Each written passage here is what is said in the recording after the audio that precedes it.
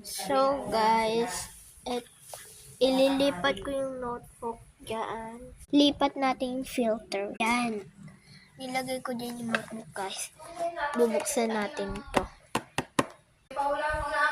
Buksan na natin. May paano dito pa.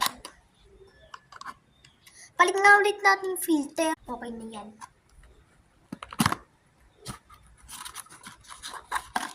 May sticker siya guys.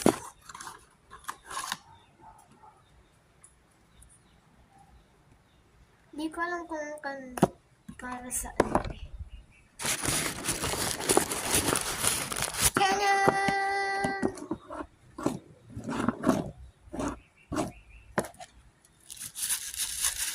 Yun lang guys.